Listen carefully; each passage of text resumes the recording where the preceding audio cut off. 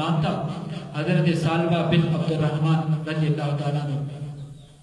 یہ ابن قدامہ اپنی کتاب کے اندر کتاب التوابین کے اندر واقعہ ذکر فرماتے ہیں. بڑی توجہ کیجیے گا. حضرت سالبہ بن عبد الرحمن رضی اللہ تعالیٰ عنہ کو نبی علیہ الصلوۃ والسلام نے کسی کام کے لیے بھیجا تو راستے میں جا رہے ہیں کسی عورت پر نظر پڑ گئی.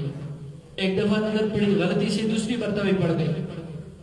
اب حضرت سالبہ رضی اللہ تعالیٰ عنہ واپس نبی علیہ الصلوۃ والسلام کی بارگاہ میں نہیں پلٹے, واپس نہیں لوٹے. وہ جنگلوں میں چلے گئے, رونے لگ گئے کہ کہیں میری اس غلطی پر رب کی کوئی قرآن کی آیت نازل نہ ہو جائے, میری اس غلطی پر کوئی مجھ پر سخت وعید نہ آ جائے, کوئی نبی علیہ الصلوۃ والسلام پر کوئی وحی نہ اتر جائے. یہی حضرت سالبہ رضی اللہ تعالیٰ روتے روتے جنگل میں چلے گئے. 40 دن مسلسل روتے رہے. توجہ کیجیے گا, 40 دن مسلسل روتے رہے. پھر 40 دن گزرنے کے بعد اللہ رب العالمین نے جبریل کو بھیجا, جا جبریل میرے محبوب کو کہہ دے کہ سالبہ کو واپس بلا لو, سالبہ کو واپس بلا لو. نبی علیہ الصلوۃ والسلام کے بعد جب جبریل آئے تو نبی علیہ الصلوۃ والسلام نے حضرت علی المرتضی, حضرت عمر فاروق رضی اللہ تعالیٰ عنہ, اور ایک روایت میں آتا ہے حضرت سلمان فارسی رضی اللہ تعالیٰ عنہ کو, گویا کہ ان تینوں کو نبی علیہ الصلوۃ والسلام نے حضرت سالبہ کے لیے بھیج دیا کہ جاؤ حضرت سالبہ کو جنگل سے بلا لاؤ.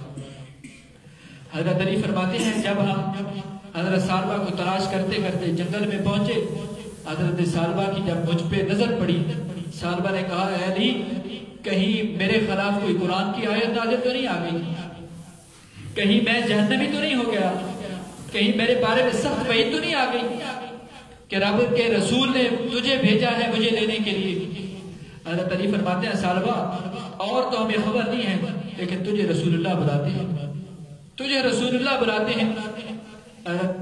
سالبہ رضی اللہ تعالیٰ عنہ نے کہا اے علی مجھے اس وقت لے جانا جس وقت رسول اللہ صلی اللہ علیہ وسلم نماز پڑھا رہے ہیں, مجھے رسول اللہ کا سامنا نہیں کرنا پڑتا, نہیں میں کر سکتا ان کا سامنا. صاحب ایک دفعہ نگاہ غلطی سے پڑی, اتنا خوف خدا ہے. آپ فرماتے ہیں مجھے رسول اللہ صلی اللہ علیہ وسلم کا سامنا نہیں کر سکتا. حضرت سالبہ کو لے آئے, نبی علیہ الصلوۃ والسلام مغرب کی نماز پڑھا رہے ہیں. آپ کے پیچھے آ کر حضرت سالبہ نے نماز کی نیت کی, رب کے رسول صلی اللہ علیہ وسلم کا قرآن سنا. حضرت سالبہ بے ہوش ہو گئے, نماز مکمل ہوئی. نماز مکمل ہونے کے بعد نبی علیہ الصلوۃ والسلام نے فرمایا علی سالبہ کہاں ہے؟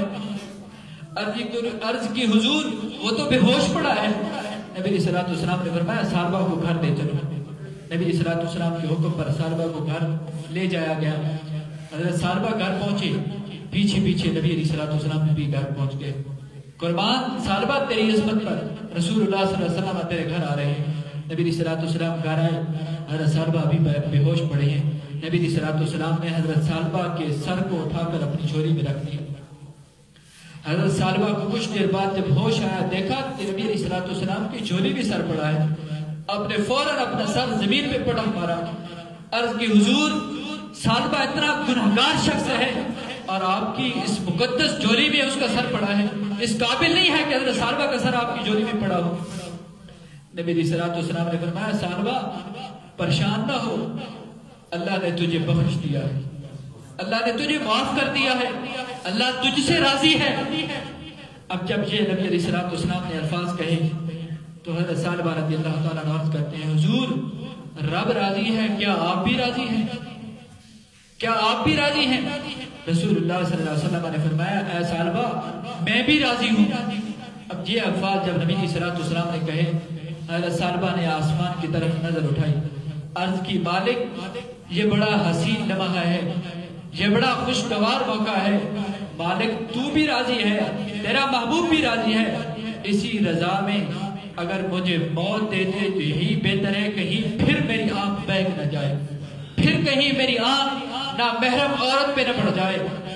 یہی الفاظ زبان پہ تھے, اللہ نے ان کو موت عطا کر دی. صاحب ایک دفعہ غلطی سے غیر محرم عورت پہ نگاہ پڑی, 40 دن مسلسل رونے کے بعد اللہ کی طرف سے پھر معافی کی اعلان بھی ہوا, پھر رسول اللہ صلی اللہ علیہ وسلم نے بھی بتا دیا, پھر حضرت سالبہ رضی اللہ تعالیٰ عنہ نے موت کی تمنا بھی کر دی رب نے ان کی دعا کو قبول کیا. جب ان کی موت ہو گئی بعد میں کفن دفن کا انتظام ہونے لگا. جنازہ کے اندر نبی علیہ الصلوۃ والسلام شریک ہیں. بڑی آہستگی کے ساتھ نبی علیہ الصلوۃ والسلام قدم رکھتے ہیں. جب قدم رکھتے ہیں اور ساتھ یہ دعا کرتے ہیں میرے اللہ جس طرح تو سالبہ سے راضی ہوا ہے میری امت سے بھی اسی طرح راضی ہو جا, میری امت سے بھی اسی طرح راضی ہو جا. پھر نبی علیہ الصلوۃ والسلام سے صحابہ نے پوچھا حضور آپ اس طرح کیوں آہستہ آہستہ قدم رکھ رہے ہیں؟ نبی علیہ الصلوۃ والسلام نے فرمایا وہ اس وجہ سے کہ حضرت ثعلبہ نے صدق کے دل سے اس طرح توبہ کی ہے کہ اس کے جنازے کے اندر رب کے فرشتے بھی شرکت کر رہے ہیں اور اتنی کثیر تعداد میں فرشتے شرکت کر رہے ہیں کہ مجھے قدم رکھنے